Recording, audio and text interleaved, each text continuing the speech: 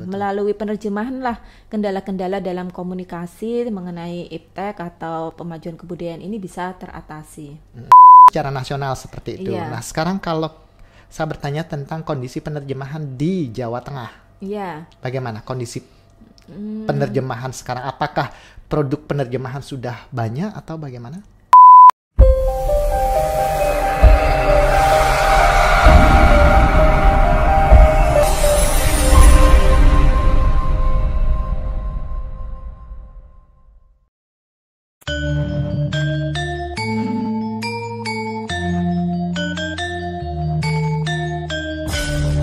Balai Bahasa Provinsi Bali melayani dengan cinta.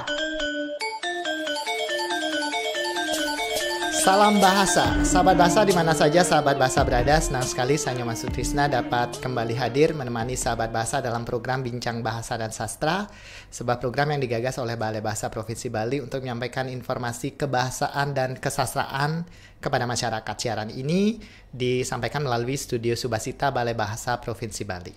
Sahabat bahasa, untuk kali ini Bincang Bahasa dan Sastra akan mengetengahkan topik tentang penerjemahan. Menjadi penerjemah yang berkompeten. Untuk membahas topik kita kali ini, di sebelah saya sudah hadir seorang penerjemah. Beliau adalah Ibu Desi Ari Presanti. Beliau adalah penerjemah penerjemah ahli madya di Balai Bahasa Provinsi Jawa Tengah.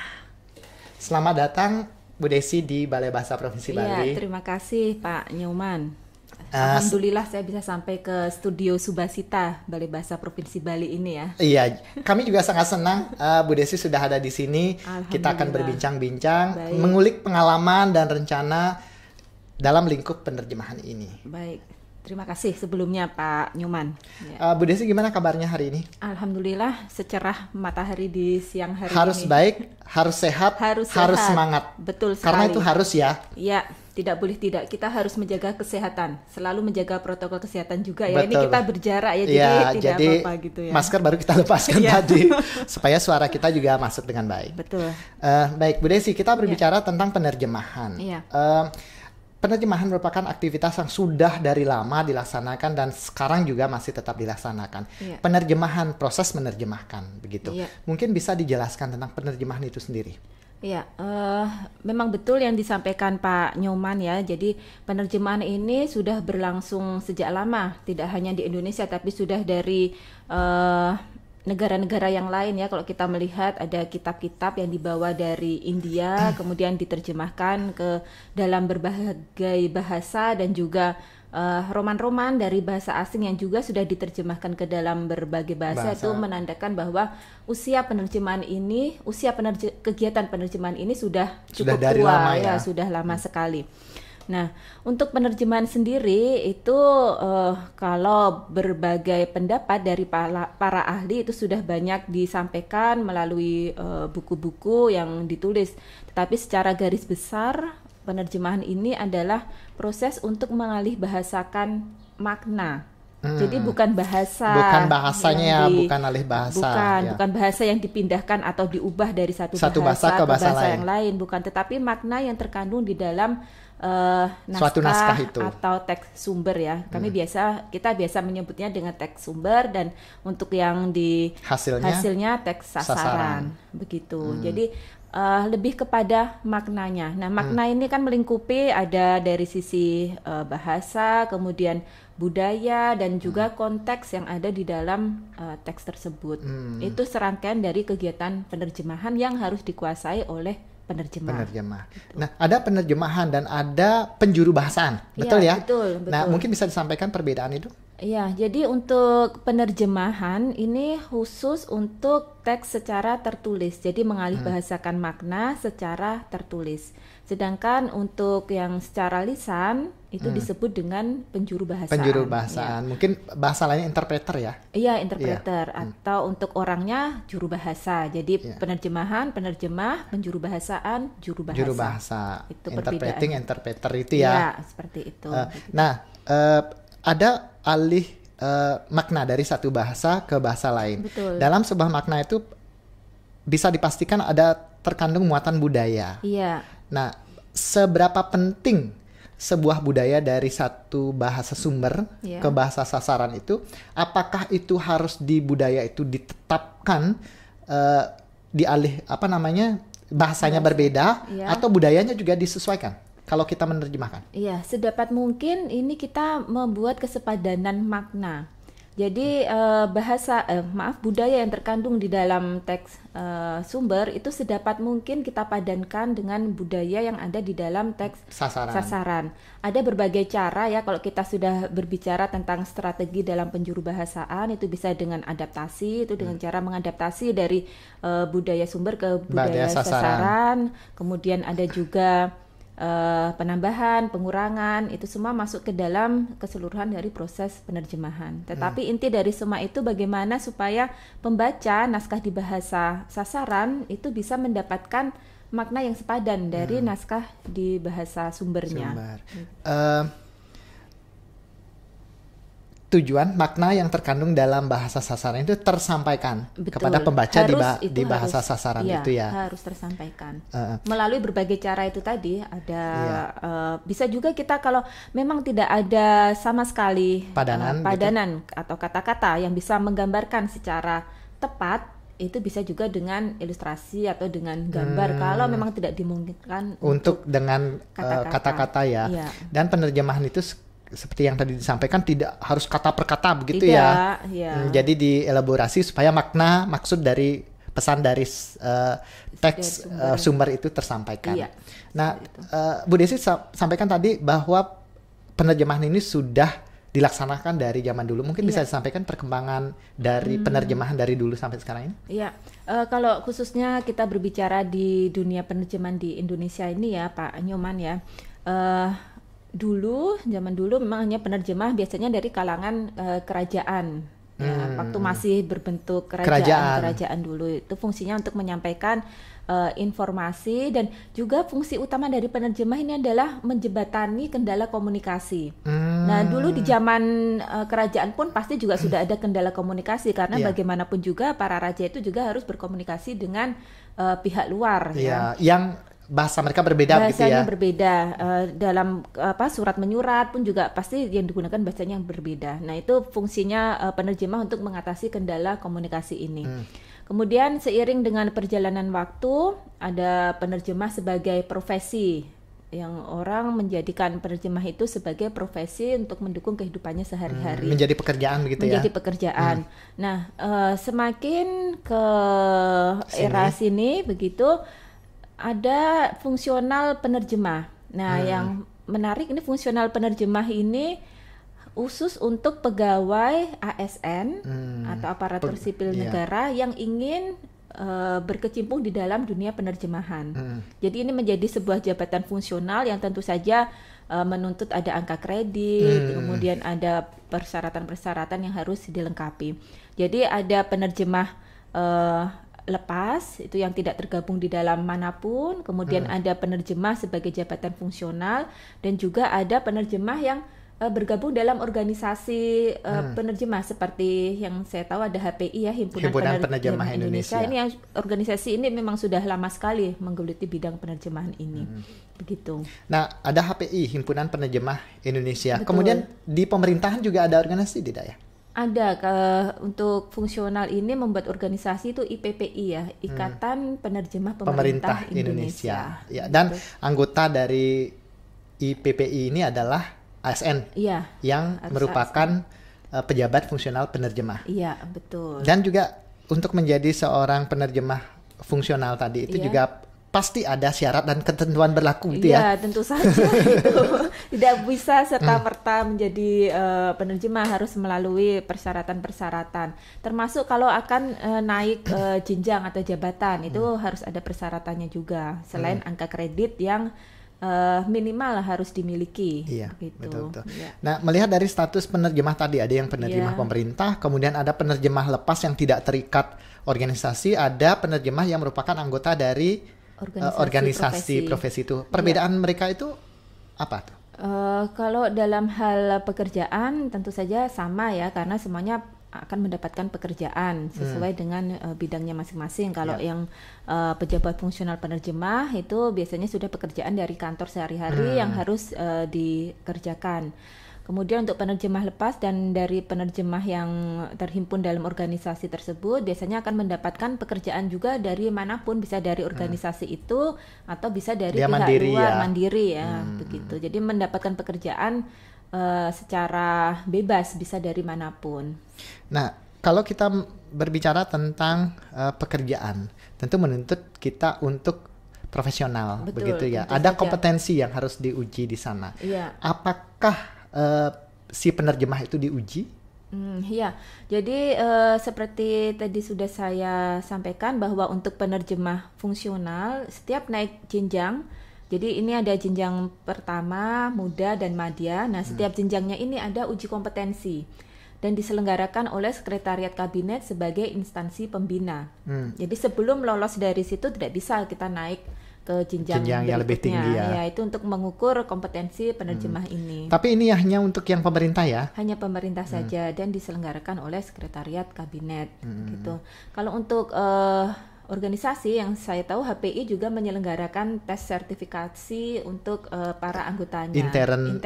Mereka ya, karena mereka memiliki kebijakan sendiri-sendiri gitu ya. Betul. Nah, berbicara tentang uji kompetensi yang diselenggarakan oleh pemerintah begitu. Mungkin bisa diceritakan tentang uji kompetensi itu. Iya, yang diselenggarakan oleh Sekretariat Kabinet yang menaungi para penerjemah fungsional ini diselenggarakan melalui serangkaian tahap uji ya. Ada uji kebahasaan, itu meliputi bahasa yang harus dikuasai yaitu bahasa Indonesia. Itu harus bahasa sumber yang harus kita kuasai sebagai warga negara Indonesia, sebagai ASN di Republik Indonesia ini tentu saja nilai bahasa Indonesianya harus tinggi ya. Itu. Kemudian sesuai dengan kepakarannya. Kalau bahasa Inggris ya berarti dengan tes sejenis TOEFL atau IELTS begitu, dan sejenis bahasa yang lain, jadi sesuai dengan kepakarannya. Itu untuk kompetensi kebahasaan. Kemudian kompetensi keterampilan, nah ini dalam hal ini adalah kompetensi dalam menerjemahkan. Nanti disodorkan berbagai jenis ragam teks dan itu harus diterjemahkan. Mungkin terjemahannya dari bahasa sumbernya Indonesia ke bahasa Inggris gitu ya, dan sebaliknya seperti itu. Nah, sekarang kita mengerucut dulu. Kalau tadi itu secara nasional seperti itu. Nah, sekarang kalau saya bertanya tentang kondisi penerjemahan di Jawa Tengah. Bagaimana kondisi penerjemahan sekarang? Apakah produk penerjemahan sudah banyak atau bagaimana? Untuk produk terjemahan yang dari bahasa Jawa ya, di Jawa Tengah bahasa Jawa ke bahasa Indonesia ini belum terlalu banyak. Ya. Dan kami ini mengusahakan untuk tersedianya terjemahan dari bahasa daerah ke bahasa Indonesia ini melalui kegiatan penerjemahan produk penerjemahan, dan ini kami mengundang masyarakat luas untuk mengikuti seleksi penerjemah, dan ternyata animonya begitu luar biasa ya. Banyak sekali yang mendaftar untuk mengikuti seleksi ini. Bu Desi, mungkin saya selah sedikit. Karya sastra yang diterjemahkan karya sastra ya? Iya, karya sastra. Betul. Karya sastra berbahasa Jawa itu banyak. Kalau karya sastra berbahasa Jawa yang dengan bahasa sekarang ya itu ya relatif banyak, tapi belum diterjemahkan ke dalam bahasa Indonesia. Kalau bahasa Jawa itu sendiri, karya bahasa Jawa itu ada standarnya, atau bahasa Jawa di daerah mana, bahasa Jawa di daerah mana? Di Jawa Tengah ini ada 5 dialek, jadi bergantung domisili atau penulisnya itu berada di mana. Biasanya begitu, itu yang akan menunjukkan dialeknya. Kalau asalnya dari bahasa Jawa yang bahasa sama, Jawa. Hanya dialeknya yang berbeda. Saling mengerti ya berarti ya. Tapi ya ada yang berbeda juga, yang ada kosakata yang benar-benar berbeda begitu ya. Begitu. Atau mungkin bahasanya sama, kosakatanya sama tapi maknanya berbeda, mungkin ada bisa juga seperti itu. Nah, karya sastra yang ada yang berbahasa Jawa itu lebih banyak yang genre-nya apa? novel kah atau puisi kah atau apa yang banyak? Puisi dan cerita pendek itu banyak sekali ya. Dan juga banyak yang sudah dibukukan ya? Iya, banyak karya yang sudah dibukukan di dalam bahasa Indonesia ini banyak sekali. Ya. Dan itu menjadi hal yang bagus sekali apabila secara rutin kita mengadakan kegiatan penerjemahan tersebut. Jadi sekaligus untuk melestarikan keberadaan bahasa daerah Jawa tersebut itu ya, bahasa Jawa, karena kalau sekarang kita berbicara dengan anak-anak muda gitu pasti sudah banyak yang tidak mengetahui tentang bahasa karena mereka sudah itu. Menggunakan bahasa Indonesia ya untuk berkomunikasi. Ya. Nah, apakah karya seperti yang kita ketahui bahwa bahasa Jawa salah satu bahasa daerah di Indonesia yang memiliki aksara. Apakah karya-karya yang berbahasa daerah itu juga menggunakan aksara Jawa? Untuk karya yang sekarang ini tidak, jadi dengan sudah Latin saja. Tetapi kalau yang masih berbentuk babat atau kakawin itu masih menggunakan aksara Jawa. Gitu. Dan perkembangan saat ini, apakah aksara Jawa itu produktif? Maksudnya dipahami oleh masyarakat Jawa? Seharusnya begitu ya, karena ini kan masuk ke kurikulum di sekolah dasar pun sudah mereka ada bahasa, itu muatan lokal ya? Iya, muatan pelajaran lokal. Di sekolah. Sudah ada pelajaran tentang menulis aksara Jawa ini, dan sekarang ini sedang dikukuhkan lagi untuk bisa menjadi kurikulum yang lebih bagus lagi, kurikulum muatan lokal ini. Ya, Balai Bahasa Jawa Tengah bekerja sama dengan Dinas Pendidikan dan pihak-pihak terkait untuk bisa terus menggalakkan kegiatan pelestarian bahasa Jawa ini. Begitu. Nah, sekarang kita kembali ke proses penerjemahan yang menjadi salah satu program kegiatan di Balai Bahasa Jawa Tengah. Tadi sudah disampaikan bahwa ada seleksi dulu. Naskahnya diseleksi atau penerjemahnya yang mencari naskah? Naskah sudah sudah disediakan oleh tim panitia. Ya, jadi peserta itu mengerjakan naskah yang sudah dipilih itu. Dan itu sudah seleksinya sudah selesai. Sudah selesai, kami sudah menghasilkan 20 penerjemah untuk segera bekerja melaksanakan penerjemahan ini. Satu penerjemah, satu karya. Iya, satu karya. Dari bahasa Indonesia ke bahasa Jawa dan juga dari bahasa Jawa ke bahasa Indonesia. Kalau jumlah yang dari bahasa Jawa ke Indonesia, Indonesia ke Jawa itu berapa? Totalnya 20? Totalnya 20. Iya, kami bagi begitu. Sebagiannya dari bahasa Jawa ke bahasa Indonesia, dari bahasa Indonesia ke bahasa Jawa, sebaliknya. Iya. Ini program pertama di Jawa Tengah. Mulai berdiri ada KKLP ini ya, kelompok kepakaran dan layanan profesional penerjemahan. Program pertama ini adalah menerjemahkan yang di daerah, berarti karya sastra daerah ke bahasa Indonesia. Dan yang menarik ini juga baru pertama kali kami mengadakan untuk seleksi naskah drama, dan ternyata peminatnya juga banyak sekali. Kalau kita tahu naskah drama kan spesifik betul. Ternyata peminatnya juga cukup banyak dan bisa diteruskan untuk di tahun mendatang. Yang diterjemahkan tadi yang 20 buku itu semua dalam kumpulan cerpen atau puisi juga? Ada cerpen, ada puisi, ada naskah drama, novel juga. Gitu. Jadi variatif seluruh jenis karya sastra. Sasaran dari hasil terjemahan itu untuk umum atau spesifik bisa untuk anak usia dini? Tidak. Sasaran kita ada untuk komunitas literasi sebenarnya begitu. Jadi nanti setelah selesai akan kami distribusikan kepada komunitas literasi yang ada di Jawa Tengah. Ya. Karena ini menjadi program pemerintah secara nasional mungkin betul jadi sekali. Di setiap daerah ada dan memiliki pola yang hampir sama ya. Iya, begitu. Jadi sekaligus kita meningkatkan gerakan literasi dengan penyediaan buku-buku bahan bacaan dan juga untuk itu tadi melestarikan bahasa daerah tersebut. Begitu. Nah, sekarang kita sedikit agak berbeda dari tadi pembahasan kita tentang penerjemahan karya sastra, buku begitu ya. Nah, kondisi kebahasaan di Jawa. Kalau kita melihat penggunaan bahasa di media luar ruang, itu bagaimana, Mbak? Sekarang sudah mencapai ke arah yang lebih baik ya. Setiap tahun ada progres menurut saya, karena kan kalau di balai kantornya juga ada kegiatan penghargaan wajah bahasa itu tentu saja memicu instansi-instansi untuk bisa menggunakan bahasa Indonesia yang tepat sesuai dengan peraturan yang ada, bagaimana menempatkan bahasa Indonesia, bahasa asing dan bahasa daerah. Jadi kalau misalnya ke bandara gitu sekarang sudah digunakan bahasa Indonesia dan juga bahasa daerah begitu. Tapi tetap porsi bahasa Indonesia itu yang utama. Gitu. Nah, itu juga bisa dikatakan masuk ke ruang lingkup penerjemahan ya, karena dalam imbauan atau bahasa kata yang digunakan di sana ada yang menggunakan bahasa asing, bahasa Indonesia, dan bahasa daerah juga. Nah, apakah penerjemahan yang terpampang di ruang publik itu sudah benar atau?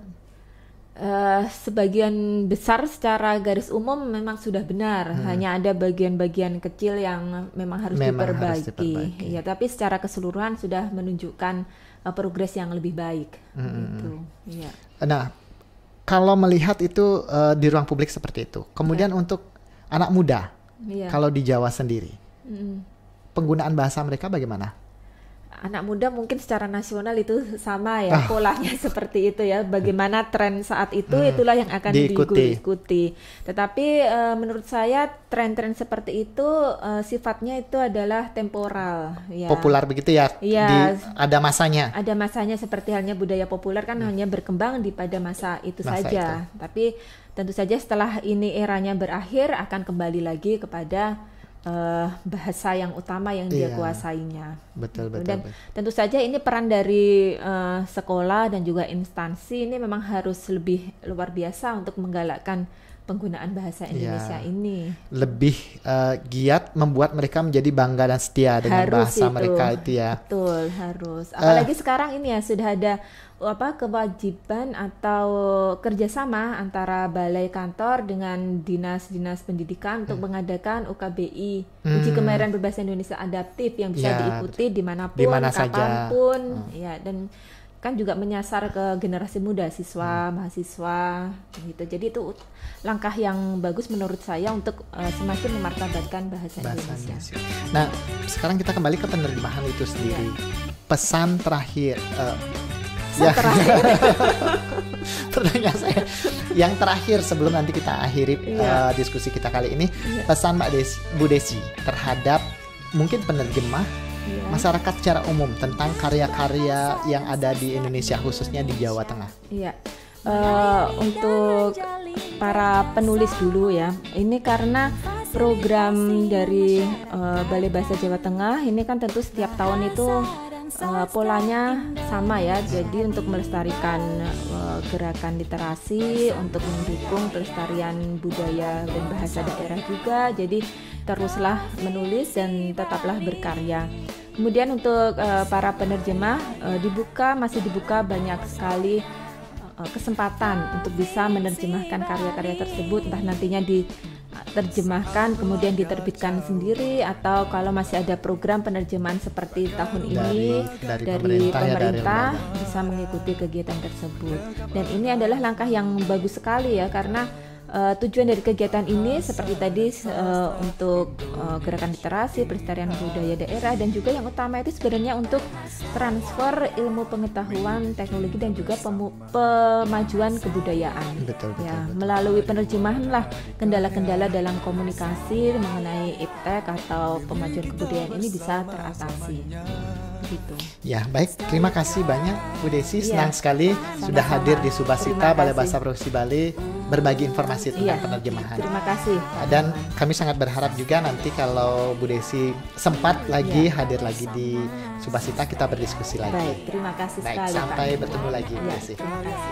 Ya, sahabat bahasa, demikian tadi diskusi saya dengan Ibu Desi Ari Presanti. Semoga apa yang kami diskusikan tadi bermanfaat untuk sahabat bahasa. Kita bertemu lagi dalam Bincang Bahasa dan Sastra selanjutnya. Salam bahasa.